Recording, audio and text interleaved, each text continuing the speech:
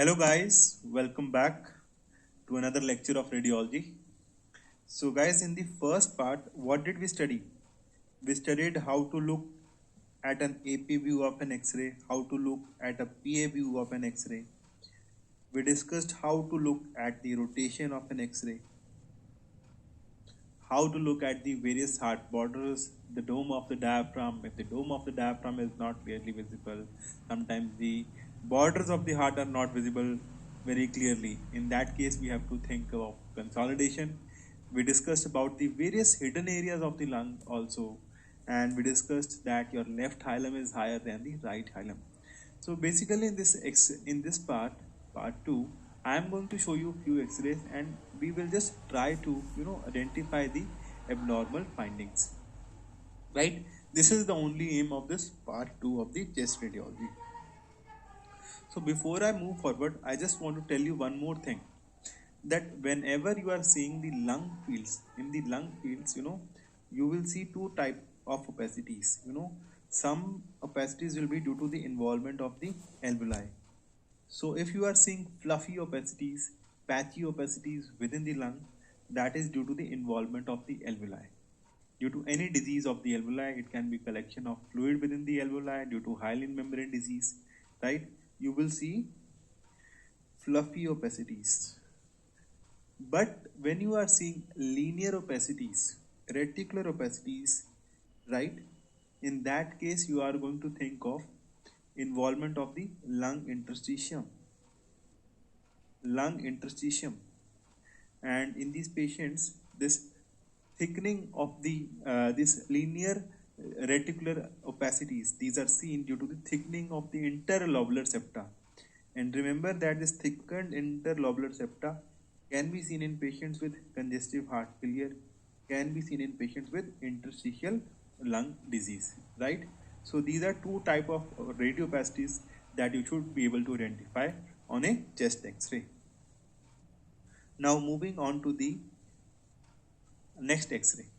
We will just have a quick look at all the X-rays, and what we are going to try to do, we are going to just identify the important findings, right? And this will be the major aim.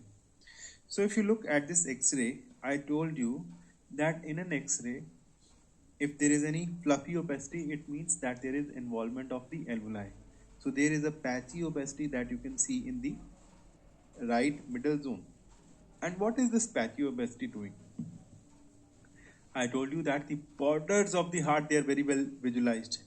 Left heart border is very clearly seen, but in this patient we can see that the right heart border, it is getting obscured.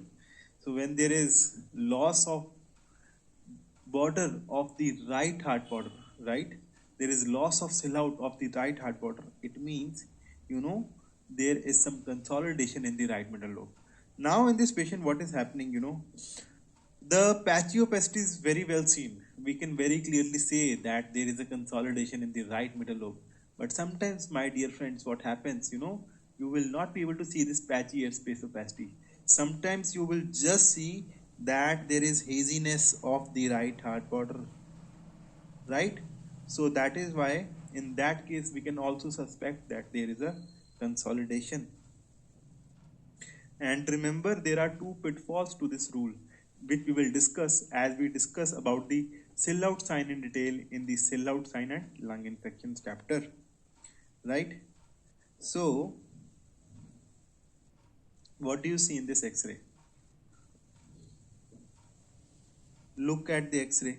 Is the X-ray rotated or not? Okay, there is some rotation in the X-ray because the spinous process of the vertebrate is not equidistant from the medial border of left and right clavicle. Okay, and what else we can see in this X-ray? In this X-ray we can see that the left dome of diaphragm is not very clearly visible, right? So this is what I wanted to teach you in this X-ray. Always have a very clear look at the dome of the diaphragm, right? If dome of diaphragm is not clearly visible, then you can suspect that there is some consolidation in this patient. And when this patient was treated with antibiotics, this consolidation disappeared. right? So there was actually some consolidation. This proved that there was actually some consolidation in the left lower zone, right?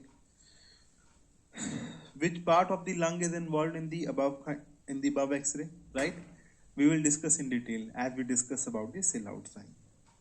So this X-ray I'm showing you because what I wanted to tell you is that your hilum, hilum is zoomed in this image, and I wanted to show you that hilum is formed of superior pulmonary vein and pulmonary artery. And one more good thing about hilum is it is concave, right? The lateral border of the hilum is concave, and one very important point that we can very clearly see in this image that I have already told you is that your left hilum is always higher than the right hilum, right? So in this image, we can again see that the left hilum is higher than the right hilum. So what do we see in this image? What do we see in this image, right? So here we can see that there is a loss of sellout of the right heart border, loss of sellout of the right heart border as well as right dome of diaphragm.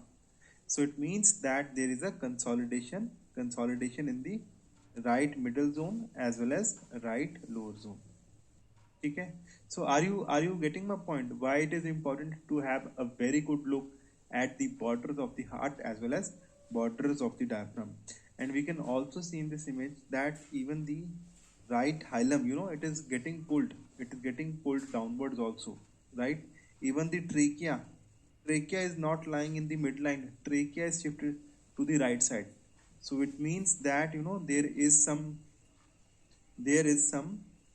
collapse also present within the lung, which is pulling the trachea towards itself, which is pulling the hilum downwards, and there is a homogeneous opacity.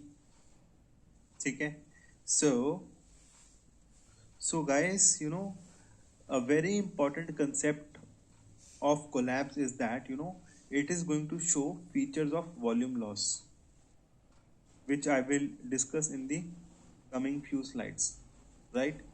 And when we look at the normal structures like trachea and your hilum, we can see the features of volume loss, right? So what is happening in this patient? Can you tell me what are your abnormal findings when you look at this X-ray?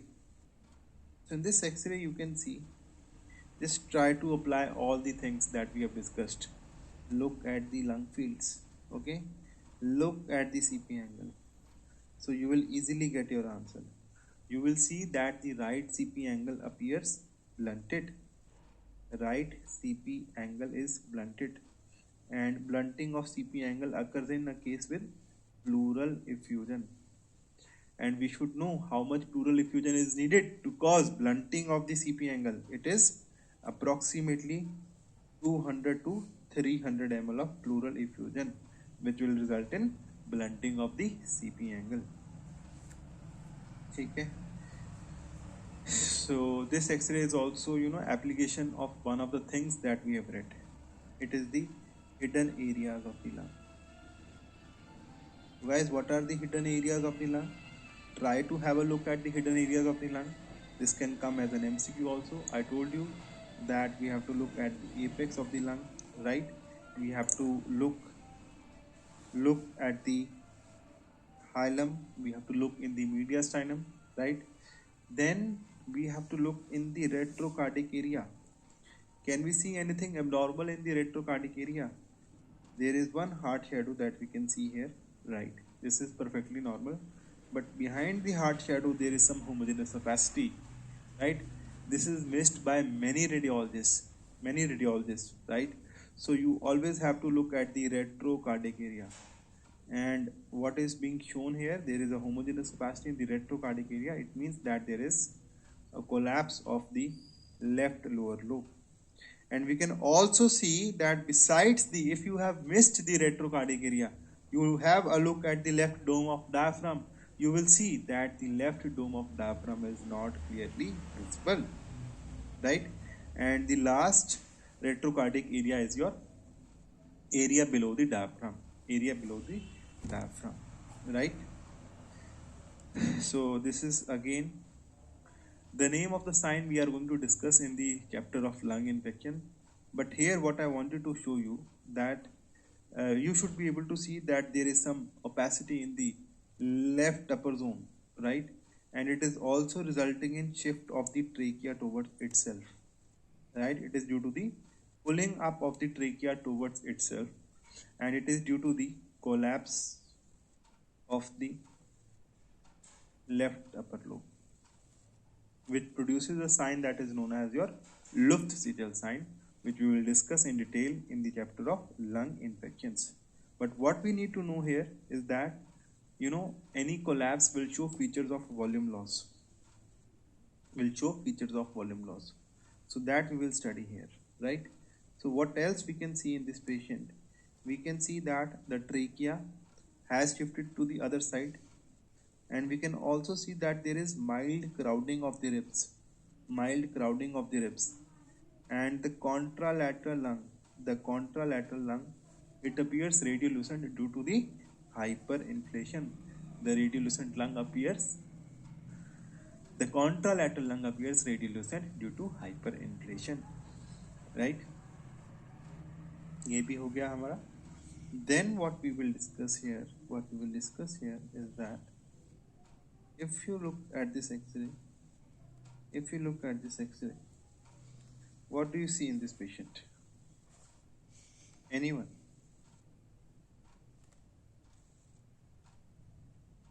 What do you see in this patient? So in this patient, we can see that there is one abnormal fissure that we can see on the X-ray. That is your azygous fissure. Right?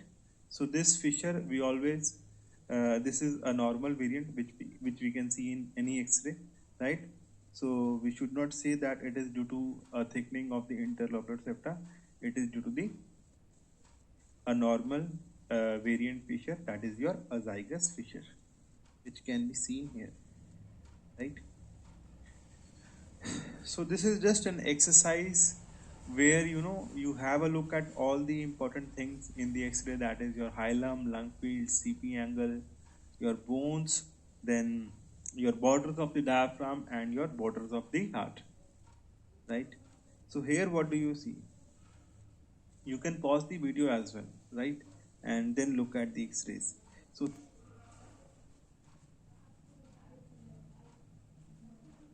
disconnected. You can see that the right hilum is higher than the left hilum. And which is that condition in which the right hilum is higher than the left hilum?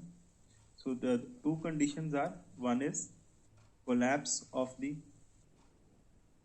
right upper lobe, and the second condition is collapse of the left lower lobe. So that is why always have a look at the hilum. Sometimes in this X-ray, the only abnormal thing that we can see here is that there is a collapse, right? There is a collapse of the right upper lobe. Sometimes this homogeneous opacity in the right upper lobe can be missed, but what should not be missed is your elevation of right hilum. Right hilum is elevated, it is higher than the left hilum, and then we can have a look at the apex of the lung. So here, two important areas need to be seen. One is the hidden area, that is the apex of the lung, and second is your elevation of right hemidiaphragm, right? So this is the last X-ray that we need to see very carefully as far as chest X-rays are concerned. So in this X-ray we can see that if you look at the hilum, I told you that the lateral border of the hilum, it is concave. Now in this patient what we can see that the lateral border of the hilum, they have become convex in shape. They have a lumpy bumpy contour. So when your hilum has a lumpy bumpy contour, you are going to think of hilar lymphadenopathy. and this can be seen in patients with sarcoidosis. Sometimes you can see calcific lymph nodes also. This can be seen in patients with tuberculosis as well, right? So guys, this was all for today. Okay, and we are going to come with some amazing lectures of the chest radiology. If you have a look at them, like your sellout sign and lung infections, you are going to discuss some we are going to discuss some very important concepts about the sellout sign. Then we are going to come up with the mediastinum and lung tumors. So these lectures, now you have formed the